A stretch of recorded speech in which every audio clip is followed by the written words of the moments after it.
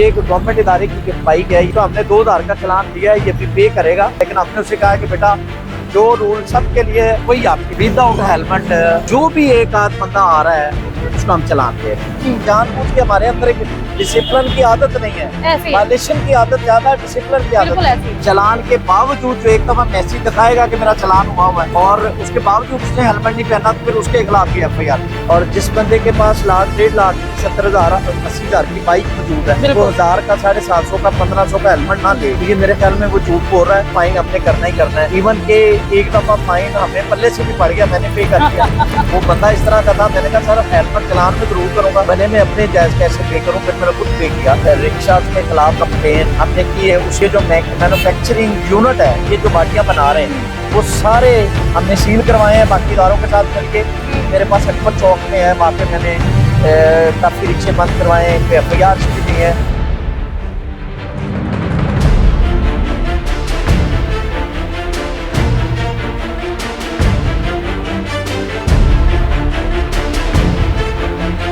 नाज़रीन, जो वायलेशंस हैं दिन ब दिन बढ़ती जा रही है। कभी लोग जो है वो वन वे की खिलाफ वर्जी करते हैं, कभी हेलमेट नहीं पहनते हैं, तो कभी तरह तरह के वायलेशंस की जा रही है। और इस यहाँ पर कानून को सख्त से सख्त तरीन किया जा रहा है ताकि लोगों को ऐसी वायलेशन से रोका जा सके। नाज़रीन, हेलमेट की जो फॉलो या हेलमेट को पहनना जो है वो बहुत जरूरी है। वो इतना ही जरूरी है जैसे आपके लिए सांस लेना जरूरी है जीने के लिए। अगर आप हेलमेट नहीं पहनते और खुदा ना खास्ता आपका एक्सीडेंट हो जाता है तो आपकी बहुत बुरी इंजरीज आपको हो सकती है, आप अपनी जान से भी जा सकते हैं। इन सारे मामला को डील करने के लिए मेरे साथ DSP फयाज साहब मौजूद है। आइए जरा इनसे बात कर लेते हैं और जानते हैं कि ट्रैफिक के कवानीन को बेहतर बनाने के लिए ये कौन से नए इकदाम उठाए गए हैं कि हर बंदे के जो है वो CCD की तरह निकले हुए हैं। जी अस्सलाम वालेकुम, कैसे हैं आप? पहले ट्रैफिक की जो कवानीन को फॉलो करना ना इतना इम्पोर्टेंट नहीं था, अब अचानक से ना सख्तियाँ बढ़ती जा रही हैं। जैसे CCD का सुन के वो टांगे कांप जाती है ना, उसी तरीके से वो आजकल हेलमेट का सुन के टांगे कांप जाती हैं। तो ये हमें जरा बताएं क्या मैटर है? नहीं, जो ट्रैफिक वायलेशंस है वो तो ऑलरेडी उस पर कंप्लेन हमारी रहती है। अभी जैसा कि वन वे पे DI साहब का वाज़ा मौक़िफ़ था कि हमने FIR दर्ज करवाई हैं, जो भी वन वे आएगा उसमें काफ़ी हद तक कमी हुई है।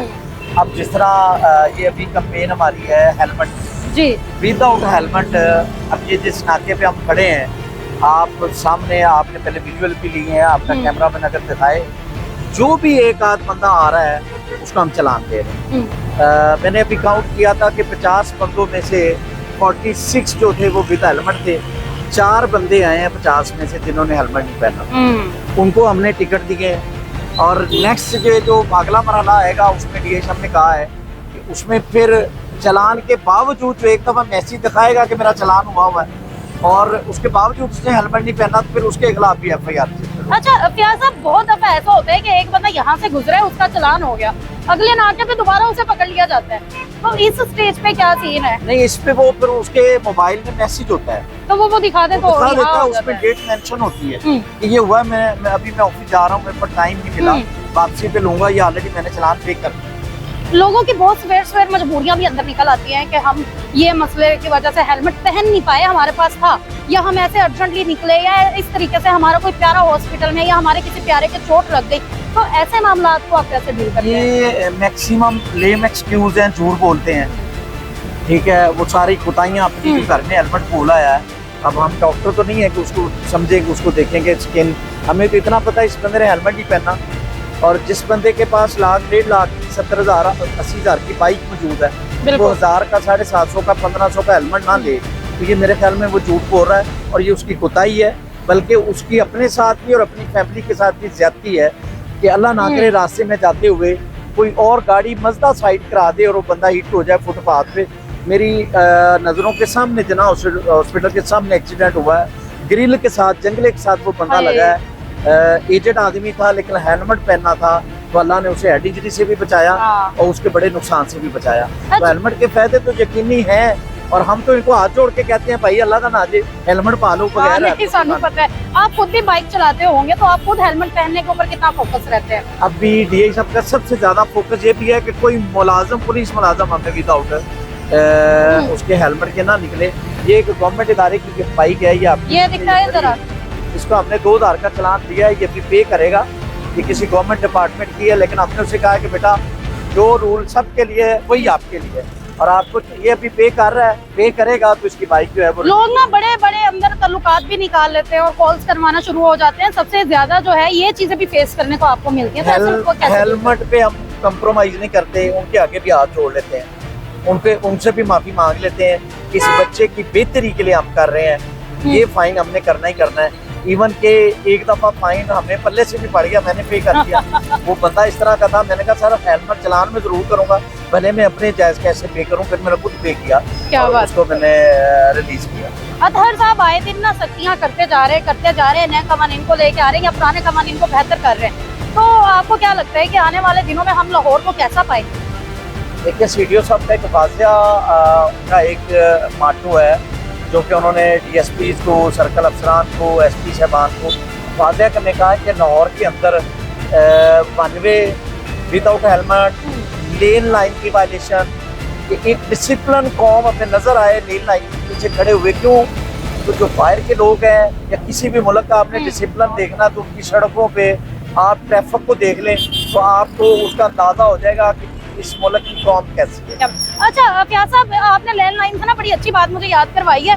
लोगों को पता ही नहीं है लैंड लाइन क्या है, तो मैंने ये पहले भी बहुत दफा ना सवाल किया है आप लोगों से कि क्या इसके लिए किया जा रहा है। देखिए इस पे हमारा जो एजुकेशन यूनिट है, उसकी इंचार्ज जो हमारी इंस्पेक्टर फहमीदा हैं, वो यूनिवर्सिटीज में, कॉलेजेस में जाके, इवन के आप हम बस अड्डों पे, ट्रक अड्डों पे, रिक्शे वालों को, मसाजिद के अंदर हम ये लेक्चर भी दे रहे हैं। और ट्रैफिक अवेयरनेस की कैंपेन जो है ये हमारी हर जुमे को भी होती है।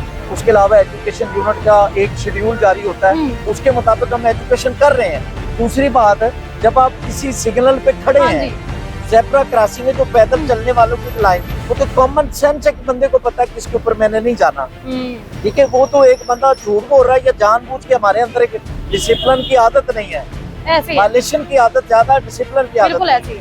अच्छा, बहुत सारे लोग ऐसे भी होते हैं जो कि गलतियां करते रहते हैं लेकिन सीखते ही नहीं है, या उनको ये होता ही नहीं है कि हम इन चीजों को चेंज करें।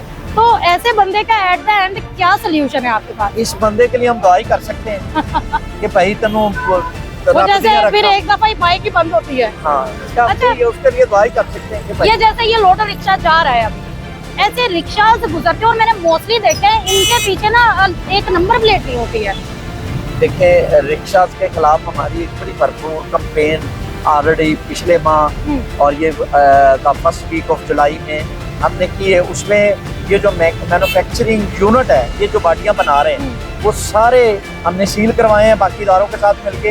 अब रिक्शे की नई बाटियां लाहौर के अंदर नहीं बन रही, इवन के पूरे पंजाब में सीएम साहब के हुक्म पे, आईजी साहब के हुक्म पे तमाम सीटीओज ने इस चीज़ को, वहाँ पे जो लोकल मैन्युफैक्चरर थे उनकी वो बॉडीज की जो फैक्ट्रीज हैं वो सील करवाई हैं, तो इनको डिस्करेज किया, क्योंकि बेसिकली ये एक बाइक है और उसके पीछे हमारा अपना जुगाड़ है जो हम लगा लेते हैं, बंदे मारने वाला जुगाड़ है। और बेसिकली यही रिक्शा वाले जो है वायलेशन भी ज़्यादा यही करते हैं, और लेफ्ट राइट करते हुए ये देखते भी नहीं है, साइडों पे टक्कर मार देते हैं। उसके अलावा सबसे बड़ी बात है कि ये रॉन्ग पार्किंग स्लिप्स के ऊपर कब्जा करते हैं। मेरे पास अकबर चौक में है, वहाँ पे मैंने काफ़ी रिक्शे बंद करवाए हैं, इन पे एफआईआर भी दी हैं, इनको एजुकेशन के लेक्चर भी दी।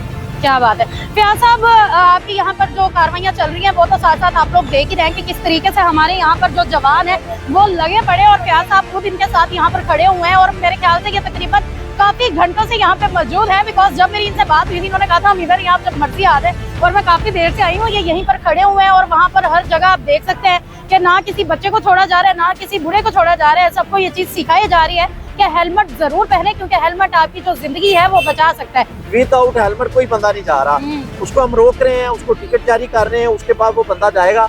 हेलमेट वालों को हम अप्रिशिएट भी करते हैं।